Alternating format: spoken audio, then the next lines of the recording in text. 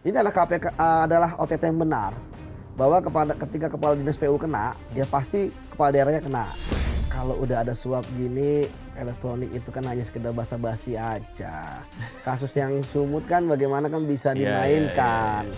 Di Riau, justru saya melihat keterbalikan dengan orang-orang ya, yang istilahnya wah Riau begini, enggak.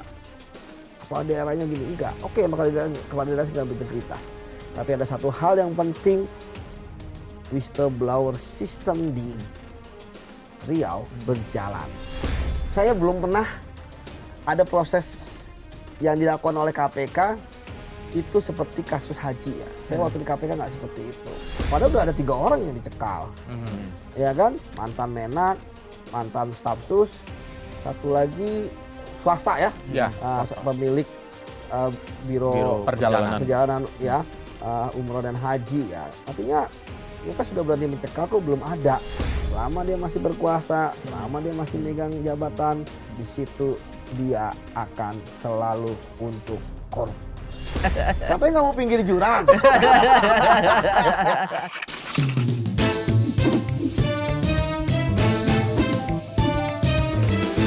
To the point aja. Halo Sobat Cindo, 4 kali berganti tapi rasuah tak berhenti. Dari Zainal hingga Wahid, Riau kembali jadi ironi. Ketika kepala daerah jadi kepala masalah, di mana letak rusaknya sistem negeri ini?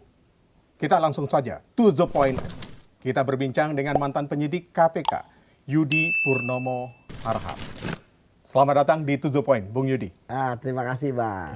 Selamat datang. Senang diberikan Bang Yudi. kesempatan bersuara. Ini menarik. Kita berbincang dengan seorang mantan penyidik KPK. Betul. Dari hasil rilis yang disampaikan oleh pimpinan KPK kemarin, disampaikan oleh Wakil Ketua KPK, Pak Yohanes Tanak, disebutkan modus operandinya, skemanya adalah jatah preman. Japrem. Japrem, mengerikan sekali. Sampai kan? 7 miliar katanya, Bang. Itulah. Harus 7 miliar ya. 7 miliar. 7 miliar. Padahal udah ya. seperti 2,5% ya. Iya. Jadi maunya 5%. 5%. Nego. Kalau tidak dipenuhi, maka akan dirotasi. Betul. Akan dimutasi. Betul.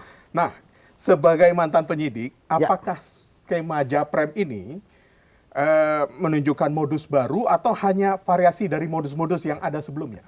Bahkan ini bukan variasi. Ini mode paling primitif yang terjadi ketika ada korupsi kepala daerah. Kita tahu sebenarnya modus kepala daerah korupsi ya itu aja. Pertama ya bermain dalam pengadaan barang dan jasa. Ya. Yang kedua bermain anggaran. Yang ketiga terkait dengan upeti dari anak buah, kepala dinas kah, sekda kah, ya sampai yang lainnya. Promosi gitu. jabatan juga, Bang. Iya betul, lelang jabatan dan sebagainya itu kan terkait dengan setoran ya. Iya. Yang keempat perizinan. Nah perizinan ini kan tergantung daerah apakah dia ada tambang atau tidak, kemudian apakah dia ada properti, ya misalnya pembangunan apartemen, ya kan banyak juga yang pembangunan tersebut ternyata kan tidak sesuai dengan aturan, misalnya nggak ada AMDAL lah, tetapi keluar, nah ketuk keluar kan nggak murah.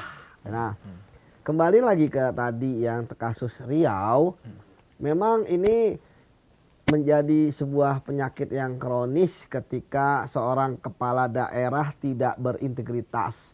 Karena apa yang ada di dalam pikirannya adalah selama masih berkuasa, selama masih megang jabatan, ya selama masih punya kewenangan, di situ dia akan selalu korup. Mengapa kemudian korup? Ya tentu banyak faktor. Ya baik faktor internal maupun eksternal. Internal misalnya dia sudah keluar begitu banyak uang untuk kemudian dalam pilkada. Maka supaya dia menang ya, akhirnya faktor greedy-nya muncul. Itu rakus, ya kan? Sehingga dia tidak berpikir, sudah ada pendahulu saya yang kena, ya kan? Karena memang dia tidak memikirkan pendahulu, ya dia tidak memikirkan sejarah, ya kan? Dia memikirkan saat ini bisa nggak saya. Nah kembali ke tadi, ya terkait dengan rilis dari KPK ya sebenarnya kan ada 3 istilah yang dimunculkan oleh KPK dalam OTT ini ya, yang memang di setiap daerah itu berbeda-beda. Pertama, japrem, jatah preman. Ini kan sangat menarik ya, bahwa analogi-analogi istilahnya penjahat kelas biru ya, white collar crime, pemalakan, pemerasan gitu kan, istilah jatahnya preman gitu kan, itu digunakan ya kan, padahal korupsi kan kejahatan intelektual gitu ya, kejahatan kerah putih dan sebagainya. Harusnya Tapi white collar harusnya digunakan. tapi ya, makanya saya bilang tadi kan primitif. Kemudian yang kedua terkait dengan dikatakan bahwa matahari hanya satu, ya kan? Ini kan sekaligus menandakan bahwa ya gubernur ini ya beliau ingin menyampaikan kepada anak buahnya, walaupun dia berpasangan, ada juga wakil gubernur, tetapi dialah matahari atau sentralnya. Sehingga ketika ada apa-apa, ya baik itu kebijakan, bahkan uang, ya kan, anggaran itu ke dia. Termasuk kan permintaan itu yang sebanyak 7% ya. 5%, sorry. 5% yang dari 77 M menjadi 177 kan, ada penambahan. Kemudian yang terakhir adalah 7 batang. Ini kan kode-kode dalam korupsi yang kalau batang itu biasanya 7 miliar ya.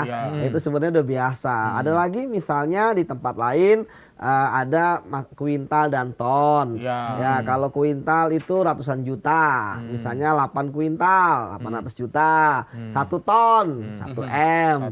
Ya, istilahnya memang koruptor itu selalu mempunyai kode-kode dan istilah. Tetapi tetap saja ya di dalam aplikasinya bagaimana cara mereka mendapatkan uang dari hasil korupsi. Dan yang menarik kan juga simptom dari kasus-kasus korupsi yang ada di Riau ini yang terlibat 4 kepala daerahnya itu kan memang agak berbeda-beda ya. Memang agak berbeda-beda kan memang karena ada semangat zaman yang mungkin berbeda.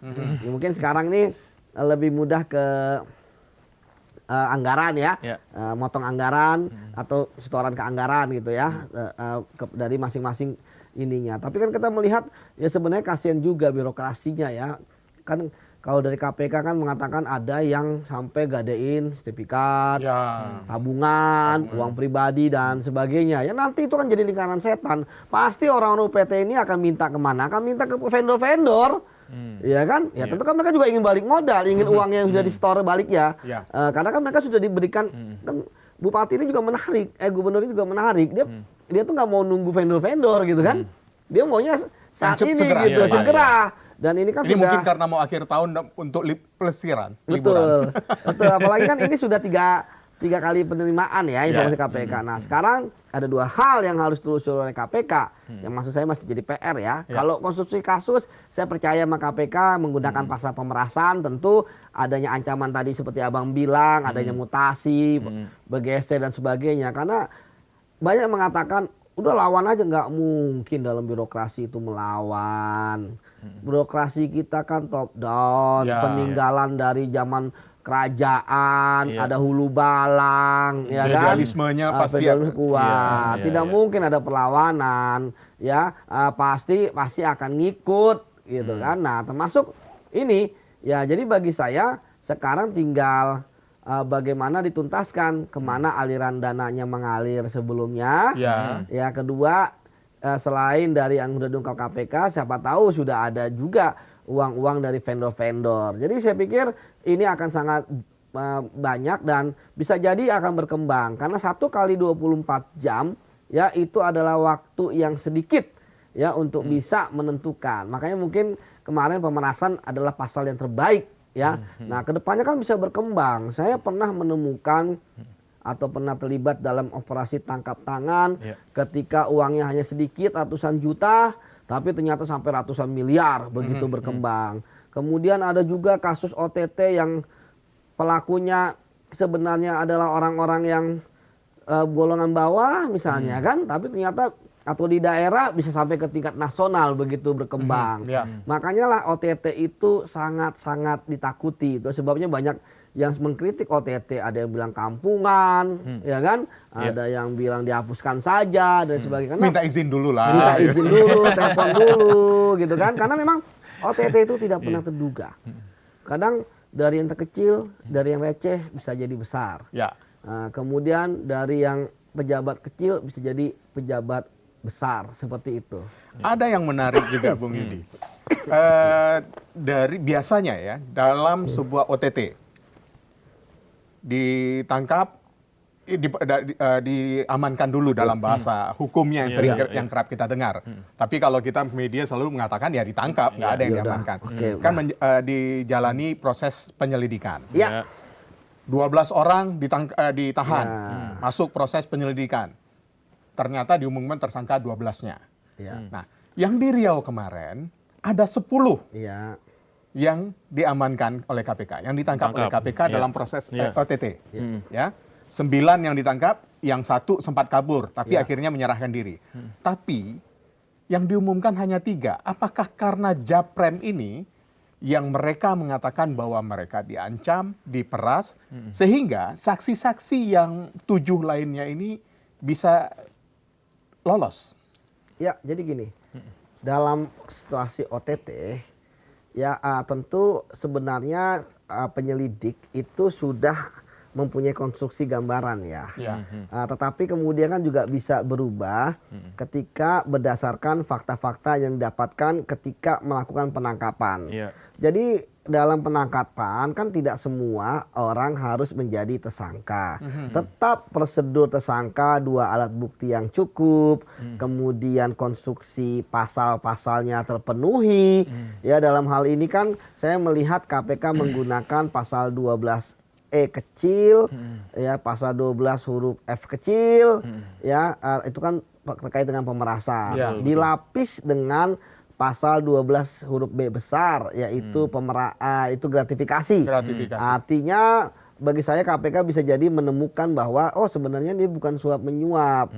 Bisa jadi kalau saat itu ditemukan suap menyuap bahwa memang ada meeting of mind dari para kepala SKP UPT ya, kepala UPT ya, ada UPT jalanan dan jembatan ya. Nah, jalan jembatan ada 6 atau sekitar itulah. Itu mungkin kalau ada meeting of mind dua-duanya kena. Tetapi bisa jadi tadi KPK menemukan ternyata ada ancaman dan bisa jadi ternyata memang ASN-ASN yang di bawah ini yang kemarin juga ikut ditangkap bercerita jujur kepada KPK mengenai apa yang sesungguhnya terjadi dan memang cerita jujur itulah yang bisa menyelamatkan dan kemudian makanya kenapa KPK menggunakan pasal 12 huruf E kecil karena pemerasan. Kalau pemerasan yang kena adalah mereka yang memeras ya, bukan mengeras lagi, yang memeras, ya kan, karena dengan ancaman. Nah, sementara yang ASN-ASN ini dianggap sebagai korban. Ancaman itu kan tidak harus diwujudkan. Misalnya gue pukul ya, nggak harus. Atau saya pindahkan nggak. Tapi udah dilihat dari adanya kedudukan dan kewenangan. Atau pernah ada orang yang dilakukan mutasi. Ya, dan jadi nggak perlu kayak. Jadi secara psikologisnya agak terganggu. Agak terganggu, nggak harus kayak bisa preman itu pisau kan, memalakan gitu kan. Nggak harus, tidak harus seperti itu. Kan banyak juga kasus yang maham gitu aja kan juga orang udah takut gitu kan. Jadi kembali lagi bahwa memang tidak selalu ya semuanya jadi tersangka yang ditangkap. Pasti ada pertimbangan-pertimbangan penyelidik terkait dengan barang bukti, terkait dengan konstruksi perkara. Jadi tapi ketika kemarin kan ada terkait dengan pertanyaan ini bahkan sempat di ini ya, wah itu bukan OTT, ya kan? Jadi saya pikir begini, kalau sudah dibawa KPK dan saya waktu itu di salah satu stasiun TV juga mengatakan bahwa ya kalau sudah dibawa ke KPK, ya walaupun saya nggak mungkin saya ngomong 100% ya, walaupun sudah tahu pasti 100% gitu kan, ya 90% lah, karena udah dibawa ke KPK, ngapain jauh-jauh dibawa dari Riau, kepalanya, gubernurnya, kalau tidak menjadi tersangka. Ya terlepas dari adanya dugaan, wah ini adalah pesanan, itu udah biasa lah. Takutnya nanti ada intervensi nggak jadi tersangka, itu maksudnya biasa gitu ya. Dan buktinya kan sudah jadi tersangka. Jadi kalau udah dibawa KPK, apalagi dia kepala daerah, pasti. Kan nanti saya selalu katakan bahwa sebenarnya KPK sudah mempunyai konstruksi siapa yang akan kena. Di mana istilahnya sudah sangat terlihat jelas sekali ya perannya, konstruksinya dan sebagainya. Artinya ya ketika KPK berani, artinya KPK ini kan sebenarnya kalau ditahu tidak semua kasus korupsi itu ditangani oleh KPK. KPK hanya menangani kasus korupsi kalau dia berkaitan dengan penyelenggara negara, penegak hukum, ya kan, atau orang lain yang ada kaitannya dengan penyelenggara negara dan penegak hukum. Ya, Kan? termasuk yang Iya. tenaga ahlinya gubernur ini ya. Iya, kalau dia termasuk bagian dari yang orang terus serta. Yang penting ada penyelenggaranya dulu. Termasuk kan kepala dinas juga kena. Ya. Ini kan yang menarik ya. Sempat saya tulis di set saya ya. Iya. Itu jadi viral itu kan. Ini adalah KPK adalah OTT yang benar.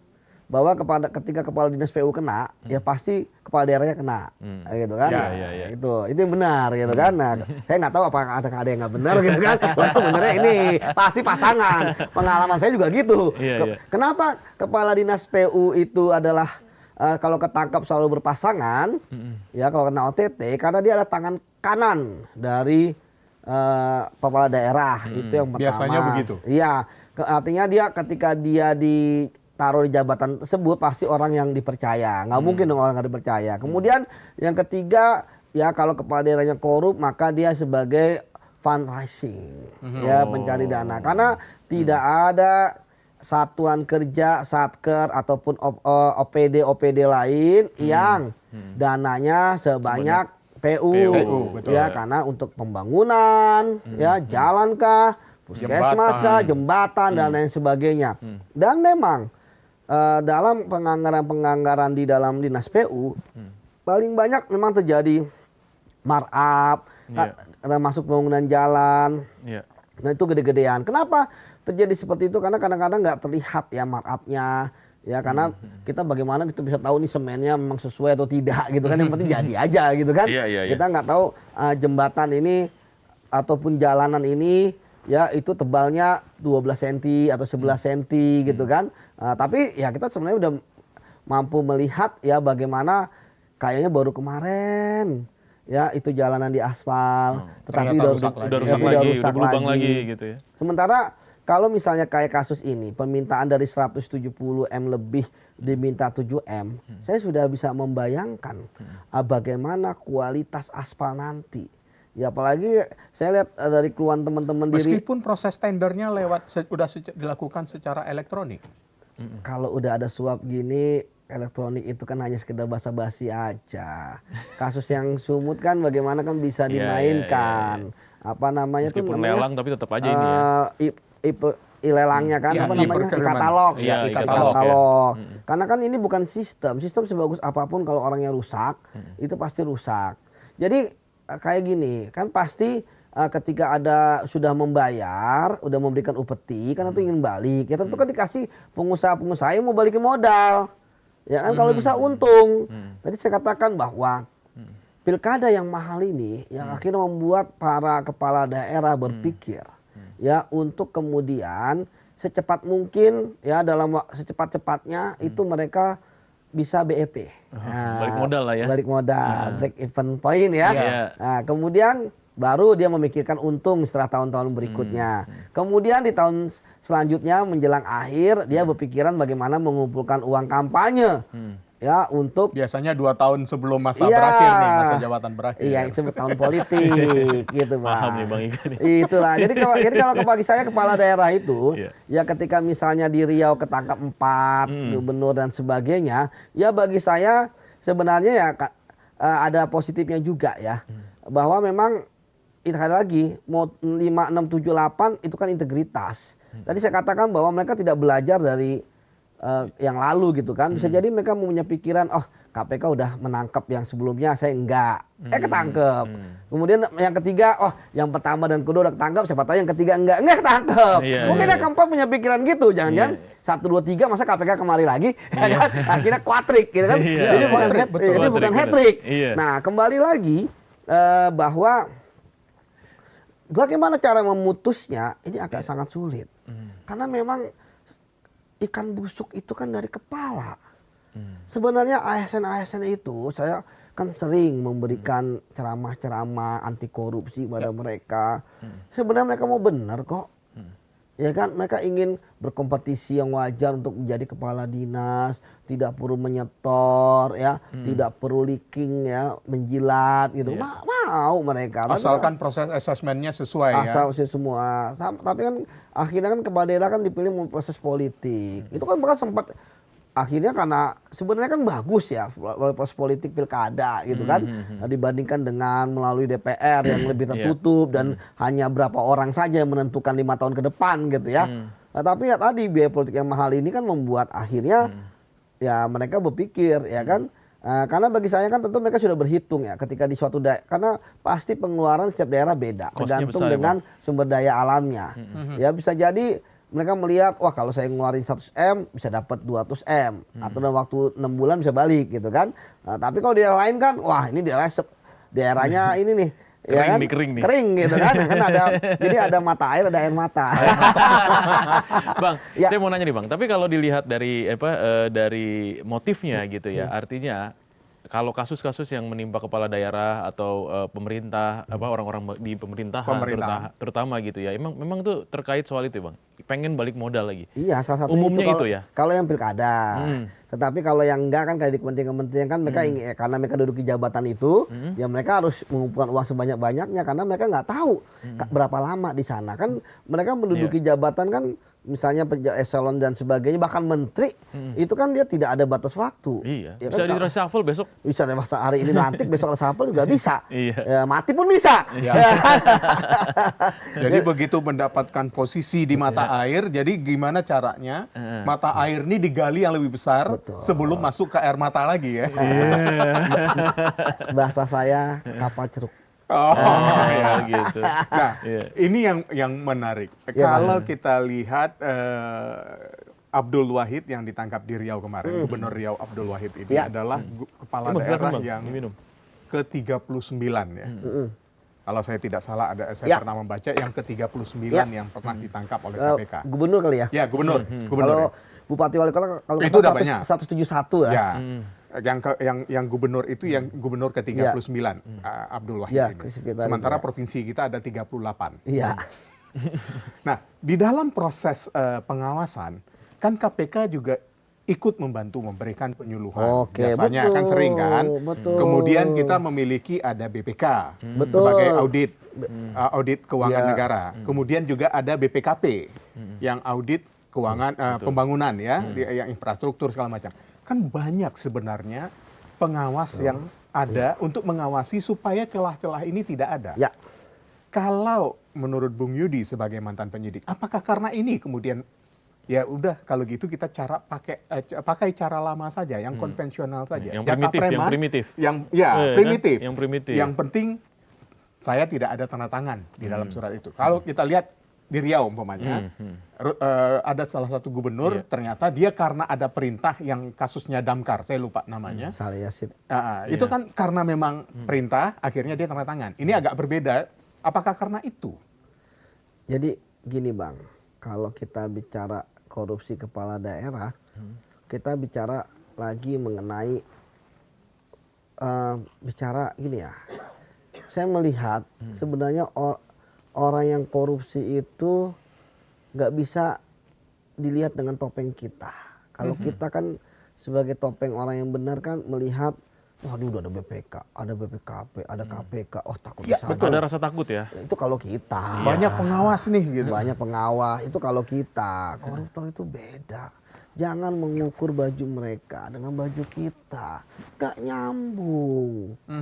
Oleh karena itu, ya saya coba selami kenapa sih seorang pejabat tinggi yang istilahnya mau mengorbankan jabatannya untuk korup, padahal bisa jadi dia adalah young star. Ya, sebenarnya lu ngapain korupsi di sini, lu kan bisa sampai nanti. Atau ada juga yang akhirnya karena korupsi di sini dia lagi di posisi jabatan ini kena gara-gara yang ini. Misalnya jadi wali kota kena jabatan sekda. Ya karena dalam pikiran mereka adalah pragmatis. Apa yang terjadi saat ini? Dasolennya gimana? Saat ini ada duit depan mata diambil. Iya. Ya, pernah kan ada wamen di Konoha, ya, baru 2 bulan setelah Oktober dilantik, Desember terima uang 3 M. Ya. Bayangkan abis itu galak. Ya kan? Kemana-mana. Dengan keras, ngancam apa segala Itulah. macam. Jadi kalau kita bicara lagi kembali tadi, sistem pengawasan seperti apa yang nggak ketat di Indonesia? Aturan-aturan dari undang-undang, peraturan presiden sampai ke bawah-bawahnya itu sudah ketat. Ada aparat APIP ya, internal pemerintah, inspektorat, KPK, tapi kemudian itu percuma. Ketika yang korup adalah memang orang nomor satu. Sama seperti kalau kita bicara Liga Korupsi Indonesia, LKI. Jadi bukan cuma ada Liga Spanyol, Liga Jepang, ya kan, atau Liga Jerman. Kalau abang sukanya Liga apa, Bang? Liga Inggris. Liga Inggris. Wah, pendukung MU berarti nih, guys. Jadi istilahnya, kenapa sih di BUMN, kan itu kebanyakan BUMN. Kenapa sih BUMN itu udah kurang bagus apa di sana? Sistem anti fraud-nya, sistem anti bribery-nya, ISO 37001, ya kan? Tapi kan itu nggak berguna ketika direksinya yang terlibat. Ketika direksi yang terlibat, maka terjadi dua hal. Hancur sistem, yang kedua korupsinya pasti gila-gilaan. Ya kan sampai ada yang hampir 1.000 triliun ya, atau bahkan kuadriliun. Jadi kita sekarang udah banyak mendengar kata-kata bagus nih.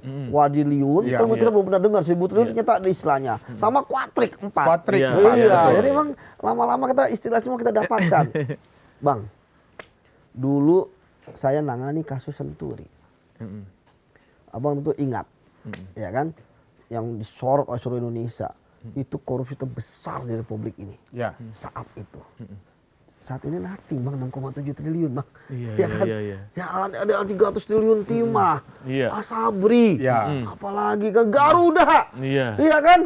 Itu enggak ada. Ya, ketika misalnya pertemuan antara para koruptor, lu berapa korupsi? Ya kan? Awalnya bangga 6,7 triliun. 6,7. Gua 12 gitu kan. Ya 12, 12. Lu jangan masuk circle ini. Circle gua ada 100 triliun. Ya kan? Jadi kayak begitu, Bang. Jadi artinya makin lama makin tinggi ya? Makin lama makin tinggi. Jadi kembali lagi bahwa pengawasan itu baru berguna ketika pelaku korupsinya ada dari middle sampai lower management. Kalau udah di atas, kita sudah tidak berpikir nalar sistem. Ya, kita karena tadi udah tinggal tunjuk, ya kan? Dan pelakunya adalah itu. Di birokrasi Indonesia mau dimanapun, BUMN maupun di ASN, ya itu kan masih tadi pakuh, ya kan? Betul. Pasrah, Adat ketimurannya masih masih feodal ya. Tetapi kembali lagi, Bang, bahwa tidak semua orang pasrah. Kasus-kasus yang terungkap itu pasti ada whistleblower, ada saksi mahkota. Artinya tidak semua orang pasrah. Penyelidik dan penyidik ya buta apa yang terjadi di luar sana.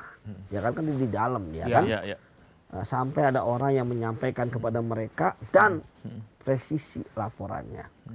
Jadi di Riau justru saya melihat keterbalikan dengan orang-orang ya yang istilahnya wah Riau begini, enggak. Kepala daerahnya gini, enggak. Oke, kepala daerah segala integritas. Tapi ada satu hal yang penting, whistleblower system di Riau berjalan. Ada orang-orang yang kemudian bisa jadi melapor, ya, adanya kejadian seperti itu. Karena ini presisi, apalagi OTT, Bang. Ya, artinya sebenarnya perlawanan masyarakat tuh ada, perlawanan birokrasi ada, tetapi dia harus sembunyi. Karena kalau orang-orang tahu siapa pelapor, ya kan, apa intimidasi.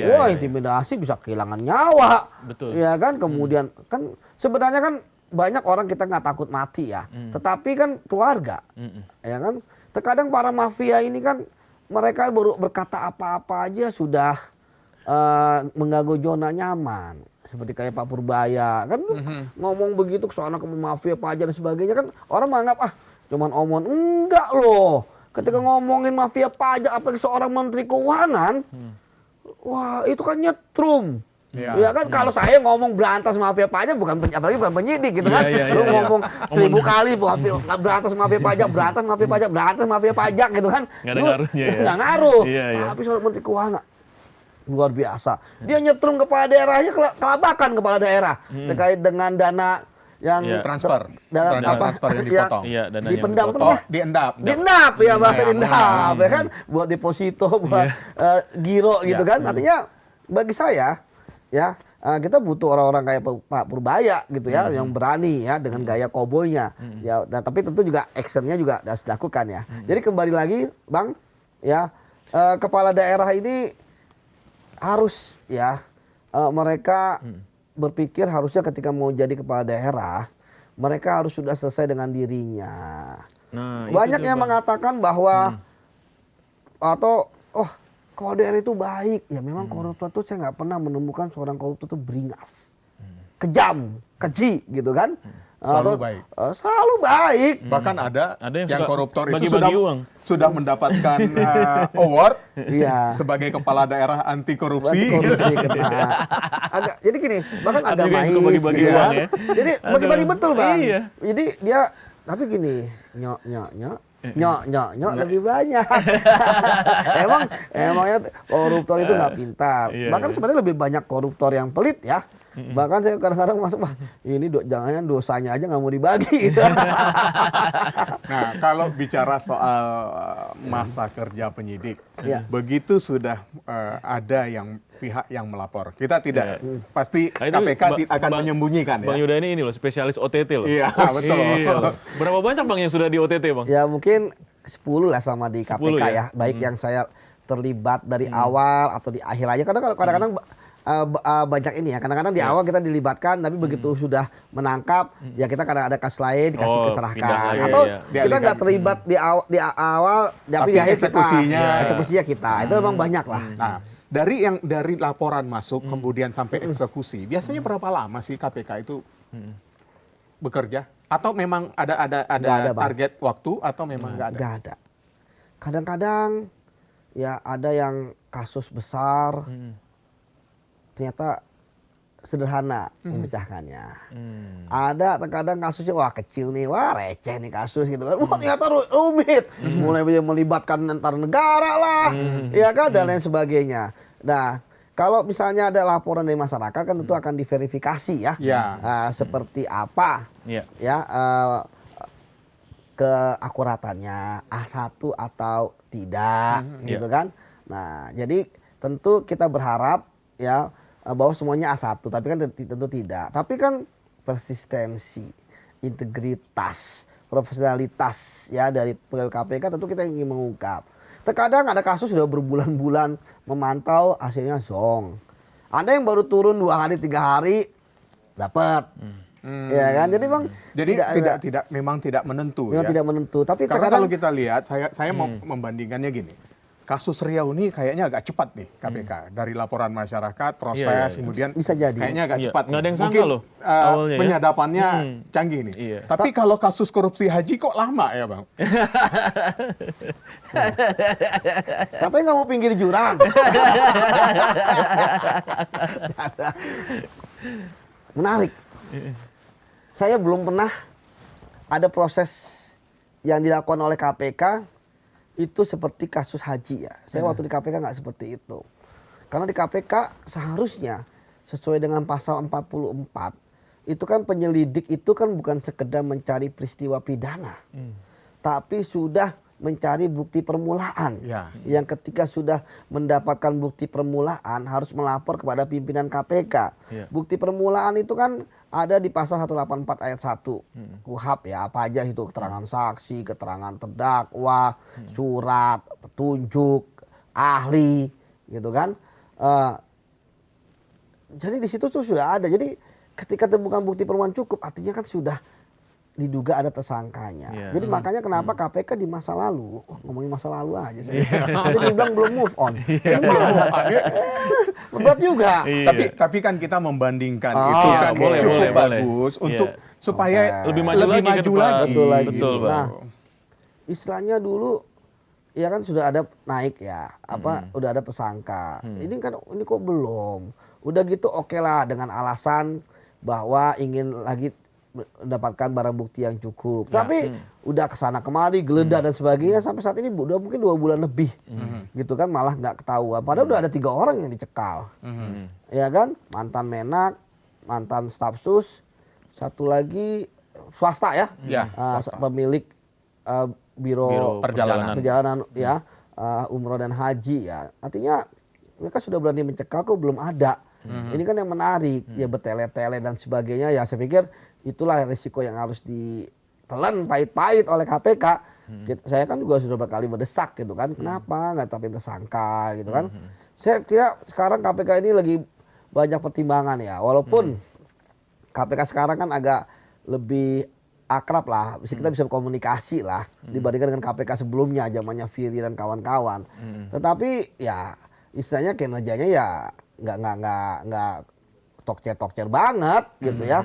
Sementara KPK butuh prestasi gitu kan. Ya nilai kerugian negara besar loh. Iya betul. KPK pakai pasal 2 ayat 1 pasal 3. Jadi gini, apa ya? KPK itu kan harusnya kan ketika didirikan itu kan menangani kasus besar, big fish. Dan itu kita berhasil membuktikan loh di masa lalu bahwa KPK bisa kok yang big fish, bisa kok pejabat aktif, ya kan? Artinya ketua DPR, ketua DPD, menteri, ya kan? Ketua MK juga masa Mahkamah Bang Yudi Konstitusi, ya kan? Saya pernah ikut geledahnya tuh di ruangan ketua MK saat itu ya. Ya artinya gini, saat itu sama aktif aja berani, gitu kan? Masa sekarang sama mantan bingung, ya kan? Gitu. Apalagi dulu ditakuti banget loh KPK. Iya, wah disegani gitu kan? KPK disegani itu bukan karena bayar buzzer, ya kan? Bukan karena pencitraan, tapi karena prestasi. Kalau KPK kerja kayak kemarin nih OTT Riau ini kan semua media membahas. Saya pikir dia akan naik ya, kepercayaan walaupun nggak banyak, nggak full gitu ya. Tapi itu harusnya dilihat. Kalau kita nangkepin orang koruptor, pasti akan naik citranya gitu kan. Main citra itu kan bukan dengan tadi memelihara buzzer kah, memelihara ternak lah, karena kita main ternak, ya kan? Dan lain sebagainya. Jadi ya kembali lagi ya bahwa ya KPK nggak harusnya fokus ya penindakan, jangan takut hal lain itu kan, jangan mudah diintervensi, tetap independen. Apalagi 5 pimpinan ini kan udah hampir 1 tahun, tinggal 4 tahun lagi. 1 tahun ini kayaknya terlalu lama. Kan kita harus bicara mereka dulu ngapain sih menjadi pimpinan KPK. Orang ribuan jabatan yang enak, bisa menghasilkan duit daripada yang kayak di KPK dipantau sini, dipantau situ gitu ya. Ya, tapi ya bagi saya itu kan pilihan mereka. Tugas kita adalah bersuara, mendesak. Itu kan semua kasus ya kan, termasuk kasus gitu kan, kereta cepat kan tuntaskan juga. Jangan sampai kecepatan kereta cepat yang sampai 350 km per jam gitu kan, ternyata nggak berbanding lurus dengan penyelidikannya. Mungkin karena belum ada yang lapor kali. Karena kan KPK juga sampai minta mantan Menko Polhukam Mahfud MD untuk melaporkan gitu. Ingat loh. Nggak ada whistleblower-nya kalau jadi nggak ada whistleblower-nya. Tapi kan itu dipatahkan oleh KPK sendiri. Ketika mereka mengatakan sudah dari awal tahun melakukan penyelidikan. Ya kan? Ya. Dari awal tahun mereka melakukan penyelidikan. Sudah 10 bulan.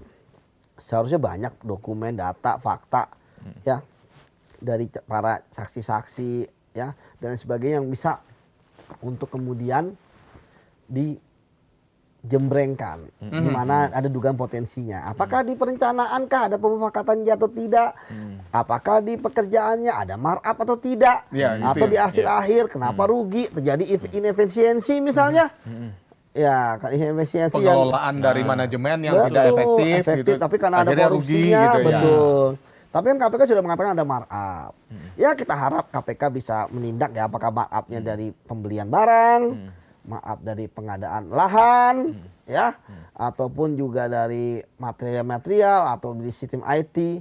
Nah kita harapkan jangan-jangan nanti ya begitu ada audit kan KPK tadi saya baca menggandeng BPKP kalau tidak salah. Siapa tahu ya kan ternyata biaya kita nggak sebesar yang itu. Ternyata begitu di audit, wah nggak segitu nih. Ternyata lebih murah, kan bagus. Ya kan, apalagi Pak Prabowo kan sudah mengatakan siap ambil alih tanggung jawab. Iya. Yang pertama, yang orang emang iyalah kereta kan udah jadi gitu kan. Utang juga udah nggak mungkin kita nggak mau bayar utang sama Cina kan nggak mungkin. Nggak mungkin. Itu nggak Iya, mungkin. Kita Pasti berutang, kita harus tanggung jawab dengan atas utangnya kita. iya, mau ya ini ada kadang-kadang sama Bang Mawar aja dikejar-kejar sama kolektor gitu kan, sama pinjol juga gitu kan, apalagi ini sama ya kan utang sama negara gitu kan, negara Cina gitu kan melalui banknya gitu ya. Jadi kembali lagi ya utang udah tegaskan akan dibayar. Ya saya pikir ini kebijakan ya. Saya adalah orang yang punya paham kebijakan itu tidak bisa dikriminalisasi. Ya termasuk tadi Pak Prabowo ketika nanti putusannya lewat APBN itu adalah kebijakan. Iya. Misalnya kan katanya dengan uang aset koruptor ya. Nah aset koruptor itu kan kasih dilelang, lelang kan masuknya APBN. Ya mungkin ada posnya. Ya memang kan 1,2 T ya bunganya, kemudian nanti pokoknya dibayar. Yang paling penting kan juga operasionalnya ya, semoga nggak tipis lah, istilahnya nggak kayak sekarang kan marginnya terlalu besar. Nah tapi kan juga beliau mengatakan korupsi harus diberantas, artinya KPK dengan statement itu kita harap ya juga tetap melanjutkan penyelidikannya. Tadi dengan harapan bahwa bisa jadi dengan penyelidikan ini bisa menyelamatkan aset-aset lain yang istilahnya tadi saya katakan ya jangan-jangan bisa efisien. Iya. Seharusnya jangan takut juga KPK untuk melakukan itu ya. Karena support dari Presiden, kalau Bang Yudi tadi menyatakan. Betul. Berapa kali Presiden itu ngomong? 26 kali loh. Wah. Ya kan? Selama masa jabatannya, berantas korupsi. ada Iya. 26 kali Presiden telah menyampaikan itu. Depan pidato di publik ya. Di Kemarin forum-forum. juga ngomong kan. Iya. Ya, itu yang ke-27. Iya. Tanah Abang ya. Iya benar. Tanah Abang kemarin. Iya, Tanah ini Abang, Tanah yang Abang peresmian kemarin. Juga ini, ngomong, itu yang stasiun. ke-27. Iya. Yang terakhir yang Iya. 26 itu pada saat di acara PKS. Iya. Iya. Nah, di salah satu acara partai ya. Nah, di Tanah Abang kemarin juga nyebut 27. Pokoknya apapun acaranya berantas korupsi Berantas ya. korupsi. Iya. Nah, harusnya itu sudah bisa menjadi modal insan Kuat, KPK dong untuk melakukan. Ya sebenarnya KPK independen ya, nggak perlu ada ruangan presiden juga laksanakan aja gitu. Tapi seharusnya menjadi imbos ya. Iya. Booster ya. Booster ya. Bahwa jangan takut bertindak. Jangan mungkin takut bertindak gitu kan dan lain sebagainya. Karena memang saya tidak pernah menemukan ada presiden sebanyak Pak Prabowo ya yang ngomongin anti korupsi gitu kan. Apalagi ini kan baru 1 tahun pemerintahan beliau ya, udah sangat banyak.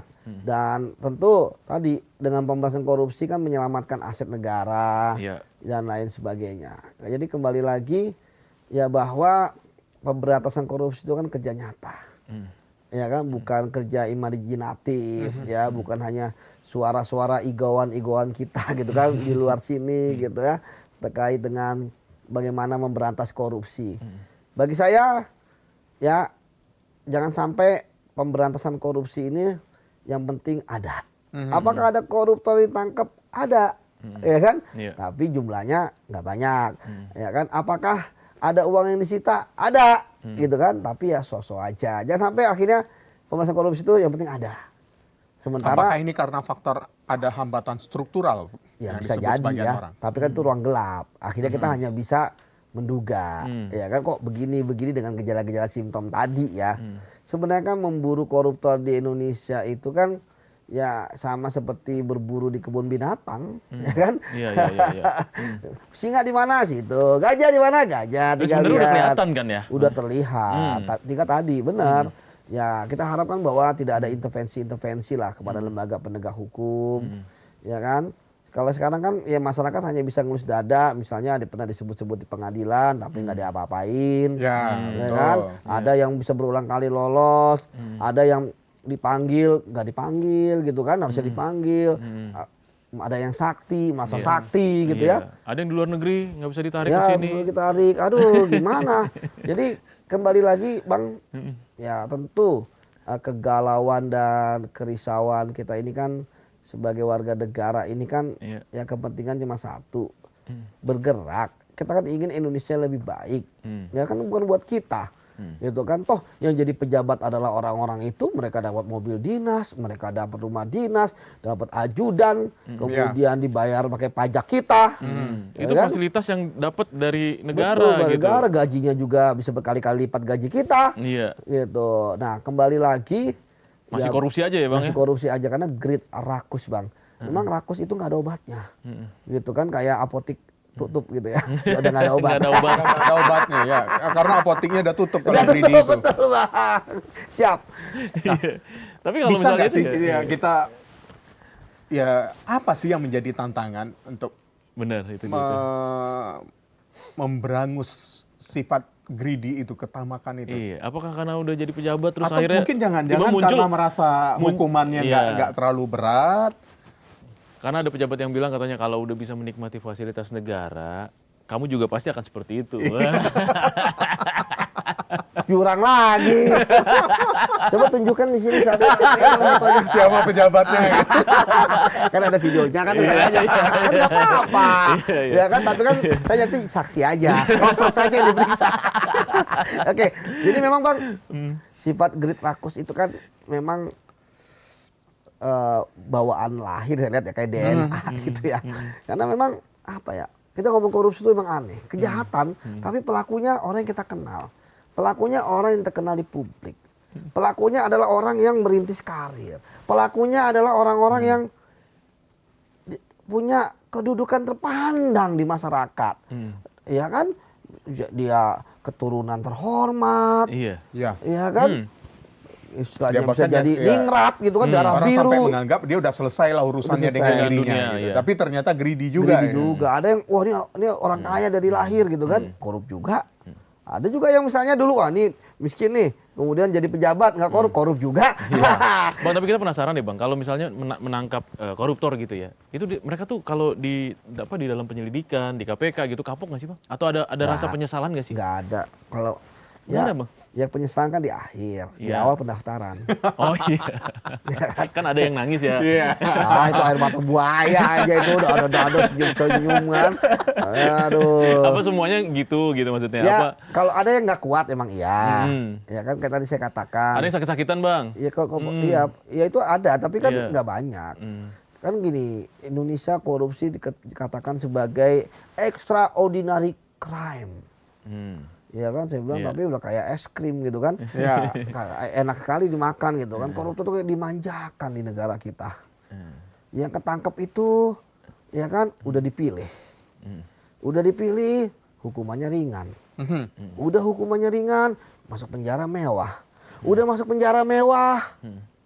Ya. Aset dapat- masih ada, nggak dapat- dirampas. Sebelum ke situ dapat remisi dulu. Oh iya. Kerja Tiap bakti tahun, dapat tiap tahun remisi. dapat remisi. Oh, bisa 3 kali. Iya. Kalau hari keagamaan, Iya, kemudian 17 17-an. Agustus, Iya. tahun baru. Terus kemudian dapat bebas bersyarat, kemudian jadi motivator pun bisa dapat remisi. Saya bilang motivator apa ya kan? Kelakuan baik gitu kan. Bahkan dianggap berjasa dengan negara gitu kan. Keluar penjara tetap kaya, benar kata Abang, asetnya masih ada. Jadi memang koruptor dimanjakan. Ikut pemilu menang. Ikut pilkada menang. Ya kan? Padahal sudah ada label koruptornya. Iya. Dapat bintang lagi kan? Jasa. Ada yang malah pernah dimakamkan di Taman Makam Pahlawan. Iya. Ketika saya baca katanya akhirnya dipindahkan. Ya. Ya, dan bisa jadi jangan-jangan koruptor itu dianggap pahlawan lagi di negara kita. Ya kan? Bisa kayak sering lihat tuh bagaimana yang jemput itu banyak betul pendukungnya. Ya kan? Begitu Dielu-elukan. bebas bersyarat. Wah, udah kayak macam betul aja gitu kan. Iya, iya. Tapi ya bilang masa mana ini kayak begini terus. Tapi emang sekali lagi emang korupsi itulah kejahatan yang menarik, kejahatan yang unik, ya. Karena masyarakat tidak akan pernah memberikan sanksi sosial kepada mereka, ya, karena mereka mempunyai sikel sendiri, inner sendiri, dan mereka masih punya uang. Di kita ini memang akibat uang masih menjadi yang utama, ya, bukan moral hazard, value gitu ya, sehingga kemudian ya orang yang penting saya punya uang. Ya karena memang menarik di filosofis negara kita ya. Ketika orang punya uang, yang saudara pun ya ngaku saudara. Iya. Ketika nggak punya uang, Iya. yang Ya, saudara saudara pun pun ditinggal. nggak tinggal. Nah Iya, tadi iya. koruptor juga mengatakan seperti itu. Sama kayak politisi-politisi kan juga sama. Boleh dia dimusuhi Indonesia karena karakternya yang istilahnya bad cop, good cop gitu kan. Iya. Tapi kan kemudian yang penting dia mampu menjaga dapilnya untuk bersuara buat dia. Tetap terpilih lagi. Itu strateginya koruptor juga gitu. Dia makanya kenapa dia mengumpulkan harta kekayaan sebanyak-banyaknya. Seperti itu, Mas. Iya, iya.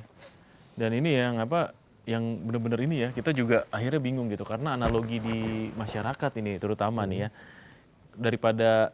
daripada kerja mending korupsi aja deh gitu. Korupsi dapat 1 M, di penjara berapa lama sih gitu, ya kan? Selesai penjara Oh, iya. masih ada uangnya tuh. Gitu kan, Bang. Logikanya kan jadi akhirnya begitu. Tapi Artinya meskipun ini kalau- logika yang tidak dibenarkan ya. Tidak dibenarkan sebenarnya. Iya, tetapi akhirnya itu menjadi sebuah budaya yang biasa aja gitu dan mungkin itu menjadi oh ya udahlah kita lakuin itu aja lah gitu daripada kita kerja belum tentu setahun dapat 1 M misalnya gitu. Nggak apa-apa deh di penjara deh, ya kan? Paling berapa lama sih gitu. Bahkan dulu ada yang bikin kalkulator matematika ya. Iya. Maling ayam, ya ayamnya 300.000, Iya. berapa bulan. Iya. Kalau koruptor 1 triliun berapa? Berapa itu ribuan tahun gitu ya. Tapi ya sudah, itu kan masyarakat kan mengapresiasikan Iya. istilah kegelisahan mereka kayak tadi kita itu kan dalam berbagai macam cara. Iya. Ya memang saat ini undang-undang perampasan aset belum ada. Nah, itu yang harus Ya, belum disegerakan mungkin ya, Bang ya. disegerakan, ya kan. Tapi ya kayaknya juga masih jauh panggang daripada api, ya Iya, kan. betul. Ya karena saya melihat, waduh, ya kan kita berteriak ini, kadang-kadang ada pepatah ya, berakit-rakit ke hulu bersenang-senang kemudian. Tapi kita udah bersakit-sakit dahulu melawan koruptor, senangnya juga kapan gitu. Oke, jadi itu Bang bahwa Artinya memang sudah urgensi sekali kita Iya, untuk undang-undang RUU perampasan aset ini. ya, memang undang-undang perampasan aset tidak bisa untuk simsalabim membalas korupsi ya, tetapi setidaknya ada komitmen. Iya. Artinya orang akan melihat negara serius. Orang akan melihat, korup. Karena ini koruptor itu kan dia baru bisa, dia nggak akan miskin karena dia hanya mengembalikan uang sebagai uang pengganti ya berdasarkan apa yang dia diterima atau diperoleh. Betul. Jadi makanya sekarang bombastis 5.000 triliun pun kalau dia cuma terima 2 M, jadi balikin 2 M. Ya. Gitu kan, karena belum bisa dimasukin yang lainnya. Apalagi terkadang koruptor itu kan nggak sekali 2 kali. Saya nggak pernah menemukan ada koruptor kemarin dia korup sekali bisa tobat, nggak ada. Pasti berkali-kali. Korupsi besar dari korupsi yang kecil. Koruptor profesional dari koruptor amatir atau primitif tadi, gitu kan. Nah, jadi memang ini adalah habit dan koruptor itu adalah melihat bukan hanya habit tapi adiktif. Ya. Nagih, Bang ya. Nagih, ya kan, waduh 200 juta gampang, 200 juta gampang, 300 juta gampang, dan nggak ada yang pernah orang ujuk-ujuk di masa tua dia korup, pasti di masa muda dia pernah korup. Dia hanya sekarang korup dengan cara yang berbeda, hasil yang berbeda dapatnya, gitu kan, dengan modus yang berbeda tergantung dia, seperti itu. Tapi saya melihat bahwa ada yang menarik, memang sebenarnya banyak pelaku korupsi, tapi siapa sih yang ketangkap? Yang ketangkap itu benar tadi karena greed. Dan mungkin Tuhan juga sudah marah, ya kan? Karena korupsi sudah sangat keterlaluan. Ya, bagaimana dia misalnya ngumpulin duit sampai ratusan miliar itu buat apa? Kita tetap punya uang puluhan miliar kan makan 3 kali. Iya. Nggak ada orang korupsi puluhan miliar dia makannya kena 40. Saya korupsi karena makan 40 kali. Karena itu juga saya tidak pernah menemukan orang korupsi karena sekedar karena dia tidak memenuhi kebutuhan primernya, sandang, pangan, papan. Pasti mereka udah lebih. Iya. Nah, karena tadi saya katakan bahwa koruptor itu selama dia masih berkuasa, selama dia masih megang jabatan, di situ dia akan selalu untuk korup. Wah, ini dia mantep ini. Kalau semua bisa menjalankan Iya. apa yang disampaikan oleh Bung Yudi ini, artinya indeks persepsi korupsi kita bisa makin bagus. Iya. Kemarin, Ini sayangnya beda tipis sama Nepal kalau nggak salah, Ya. Bang. jadi kemarin saya Berapa diskusi poin lah gitu? dengan seorang warga negara Singapura, Ya. akademisi, peneliti. Mengapa sih di Singapura yang perjalanan hanya 1,5 jam Dari Indonesia ya. dari Indonesia kok negaranya bisa bersih, IPK-nya 8,84 ya, kita kan 37 gitu ya. 37. betul. Iya. Sebenarnya mereka nggak ada yang hebat, saya lihat dari cara mereka. Pertama dari kecil udah ada pendidikan karakter, berprestasi, ya. Nggak ada bedanya anak seorang perintis dan anak seorang pewaris. Iya. Ini bukan mau pinggir jurang ya. Iya, iya, iya. Ya kan? Semua ditunjukkan dari prestasi. Iya. Artinya semua sama ya. Ya, bedanya hanya Kesempatannya. mungkin privilege-nya Iya. sekolah negeri sama sekolah mahal. Iya. Ya, kemudian penegakan hukumnya tegas, keras, tanpa pandang bulu. Ya kan? Nah, kalau sekarang ada yang mandang kemudian menjem mata, mandang lagi menjemkan mata, mandang Iya, lagi menjemkan iya, mata, iya. ya kan? Nah, istilahnya sekarang ini kan Iya. hukum kayak pisau, tajam ke bawah, tumpul ke atas. Ya, Ya menghunus lawan, ya kan? Tak jadi tameng buat kawan. Jadi Nah, tameng buat kawan. itu dia tuh. iya kan? Nah, jadi kemudian jadi simple sebenarnya. Terus kemudian orang dia declare kalau misalnya ada uang dan sebagainya dia akan declare. Kemudian kenapa mereka nggak mau korupsi? Satunya karena ada pride, ada nilai, ya kan? Jadi istilahnya Ada rasa tadi saya malu katakan, kali ya, Bang, ya? wah malu. Jadi Iya. mereka ngapain saya korup gitu kan? Korup sekarang kalau di Singapura selamanya akan diingat.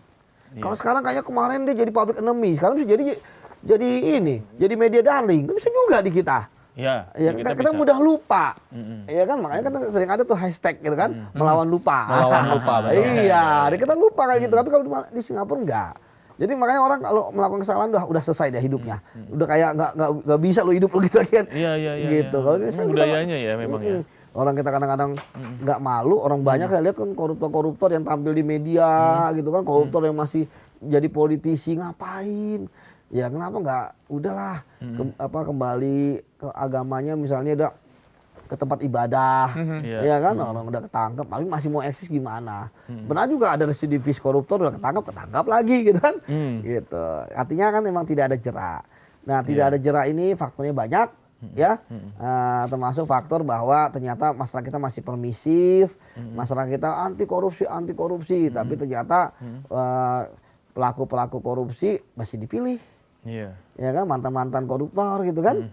Jadi jangan-jangan bisa jadi pelaku korupsi yang tinggal di suatu tahanan gitu kan, yang misalnya bisa jadi mereka berbincang gitu kenapa bisa ketangkep gitu kan, korupsinya di mana gitu kan. Iya, iya. Sama kayak di penjara-penjara kan Oh salah lo caranya lo harusnya gini. Iya.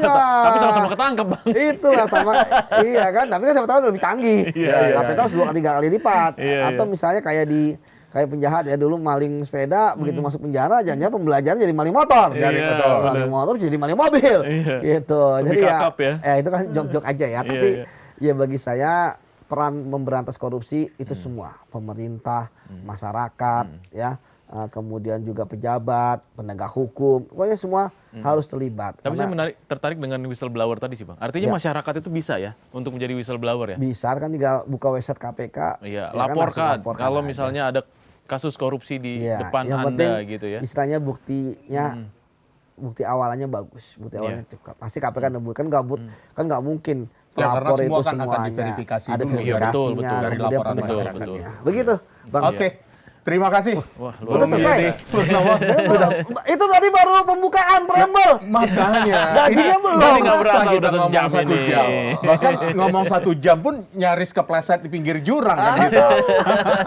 Gawat. Terima kasih Bung Iya. Yudi, mantan penyidik KPK dan Iya. juga mantan ini ya Ketua Wadah Pegawai. mantan Iya. wadah pegawai Ketua KPK Wadah yang Pegawai sekarang KPK, jadi ya. anggota Satgasus. Ini Siap. dia. Satgasus. Satgasus. Terima kasih telah hadir di Siap. To The Point. Terima kasih, Bang Yudi. Ya, Sobat Indo, dari Riau kita belajar jabatan silih berganti, tapi godaan tetap abadi. Penegakan hukum hanya kuat bila rakyatnya ikut menjaga integritasnya. Saya Ike Kesuma pamit, Dan saya Andri Susanto. dan kita jumpa lagi di To Betul. The Point berikutnya. Sampai jumpa. Sampai jumpa. Oke.